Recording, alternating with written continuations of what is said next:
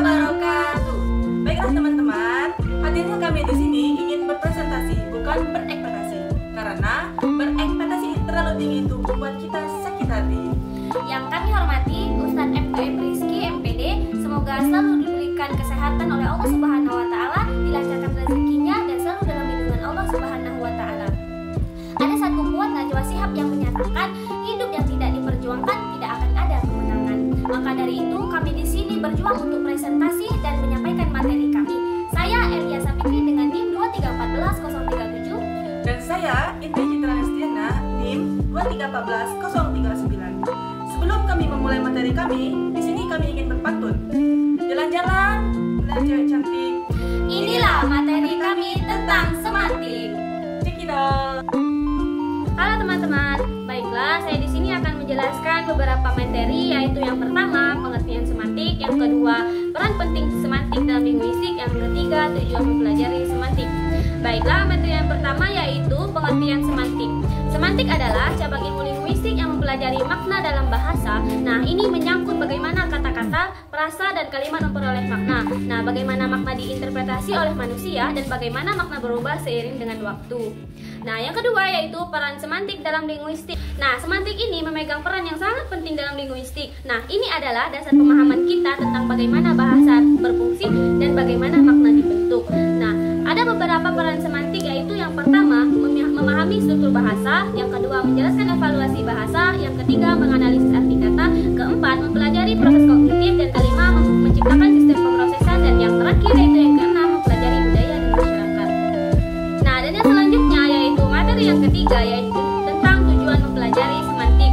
Nah, ada beberapa tujuan mempelajari semantik, yaitu diantaranya ada 3 tujuan. Nah, yang pertama memahami cara kerja bahasa, yang kedua meningkatkan keterampilan berbahasa, dan yang ketiga menerapkan pengetahuan semantik dalam berbagai bidang. Nah, mungkin hanya ini yang saya jelaskan, yaitu pemateri yang selanjutnya akan dijelaskan oleh saudari saya, yaitu rekan saya bernama Indri Citra Nestiana. Kepada dia dipersilakan.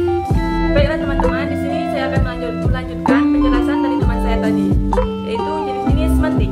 Yang pertama, semantik leksikal. Semantik leksikal ini fokus mempelajari makna kata individual. Yang kedua, semantik frasal. Semantik frasal ini fokus mempelajari makna frasal, yaitu kombinasi kata-kata yang membentuk makna yang lebih konflik. Yang ketiga, semantik kalimat. Semantik kalimat ini fokus mempelajari kalimat, yaitu kombinasi kata-kata yang membentuk makna utuh. Yang keempat, semantik komposisi. Semantik komposisi ini fokus mempelajari bagaimana makna kalimat dibangun dari makna kata-kata dan frasa yang membentuknya. Baiklah, selanjutnya perubahan makna. Perubahan makna dalam bahasa disebut semantik perubahan, yaitu fenomena yang terjadi secara alam seiring waktu. Kata-kata dapat mengubah maknanya karena berbagai faktor. A. Perubahan sosial dan budaya, teknologi, nilai sosial, dan perubahan ekonomi. Yang kedua, pemindahan makna, yaitu pemindahan makna khusus dan pemindahan makna umum.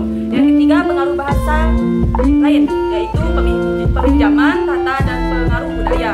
Yang keempat, metafora dan metonimoni. Perubahan makna adalah proses konflik dan terus berlangsung. Mempelajari perubahan makna membantu kita membuat sejarah bahasa, budaya, dan proses pemikiran manusia. Relasi makna. Relasi makna merujuk pada hubungan yang ada antara maknanya, kata-kata, frasa, atau kalimat. Hubungan ini dapat berubah. Yang pertama, sinonim, yaitu kata yang memiliki makna yang sama atau hampir sama. Yang kedua, antonim, yaitu kata-kata yang memiliki makna yang berlawanan. Yang ketiga, heteronim atau umum, dan hiponim atau spesifik. Yang keempat, helonim merujuk pada keseluruhan, dan meronim merujuk pada bagian sesuatu. Yang kelima, henominis, yaitu kata yang memiliki ejaan dan pelayanan yang sama tapi maknanya yang berbeda. Yang keenam, polisimi, kata yang memiliki makna beda tapi berhubungan satu sama lain.